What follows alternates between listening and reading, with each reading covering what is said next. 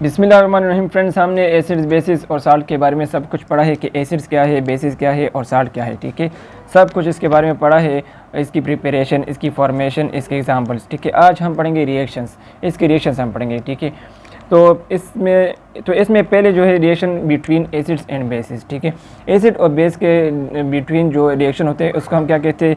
Neutralisation reaction कहते हैं। ये क्यों? ये इसलिए कि एसिड जो है बेस के इफेक्ट को न्यूट्रलाइज करता है और बेस जो है एसिड के इफेक्ट को न्यूट्रलाइज करता है, इसलिए हम इसको न्यूट्रलाइजेशन रिएक्शन कहते हैं। ठीक है, तो इसका स्ट्रक्चर कैसा होगा? इसका स्ट्रक्चर, ठीक है, मैं एग्जांपल देता हूं। ये है एसिड बेस का रिएक्शन।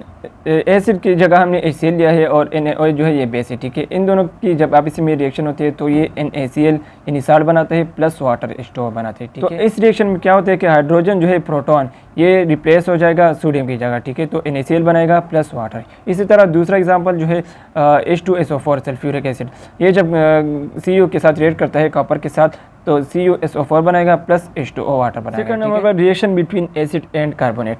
एसिड जब कार्बोनेट के साथ रिएक्ट करता है तो इसका स्ट्रक्चर कैसा होगा? एसिड प्लस कार्बोनेट, या हम मेटल कार्बोनेट भी कह सकते हैं। तो ये क्या बनेगा? Salt plus water plus carbon dioxide यानी CO2 ये बनाएगा। ठीक है, तो ये इसका स्ट्रक्चर है। फॉर एग्जांपल इसका रिएक्शन है, हमने HCl लिया है, एसिड और कार्बोनेट लिया है। ठीक है, कैल्शियम कार्बोनेट। तो इन दोनों के आपस में रिएक्शन से CaCl2 यानी कैल्शियम क्लोराइड बन गया है, साल्ट है ये, प्लस H2O वाटर बन गया है, plus CO2 carbon dioxide. Carbon dioxide जो है ये कार्बोनेट का ये खासियत है कि ये हमेशा कार्बन डाइऑक्साइड रिलीज करेगा। ठीक है, तो ये इसका रिएक्शन है। तीसरे नंबर पर है reaction between acid and salt. Acid जब साल्ट के साथ रिएक्ट कर देते हैं तो क्या बनाएगा? तो इसका स्ट्रक्चर है एसिड प्लस साल्ट, तो ये new salt plus new acid बनाएगा। ठीक है, फॉर एग्जांपल H2SO4 ये एसिड है प्लस साल्ट की जगह में NaCl सोडियम क्लोराइड ये साल्ट है। ठीक है, तो ये क्या बनेगा? न्यू साल्ट बनाएगा। वो है Na2SO4, ये न्यू साल्ट बन गया, प्लस वो न्यू एसिड भी बनेगा, वो है HCl। ठीक है, तो ये इसका रिएक्शन है। ठीक है, तो जब एसिड साल्ट के साथ रिएक्ट कर देता है तो ये न्यू साल्ट बनाएगा प्लस न्यू एसिड बनाएगा। फोर्थ नंबर पर reaction between base and salt. Base जब साल्ट के साथ रिएक्ट कर देते हैं तो ये क्या बनेगा? अदर बेस बनेगा प्लस अदर साल्ट बनेगा। For example 2NH4OH। ठीक है, प्लस जब ये साल्ट के साथ रिएक्ट कर देता है साल्ट CuSO4।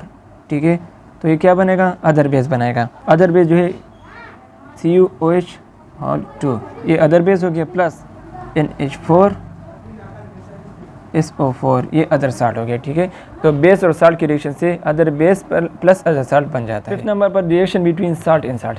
जब साल्ट के साथ रिएक्ट कर देते हैं तो क्या बनाता है? साल्ट के साथ रिएक्ट करता है तो एक जो है साल्ट की प्रिसिपिटेशन पैदा होती है और दूसरा जो है साल्ट बन जाता है। ठीक है, फॉर एग्जांपल AgNO3।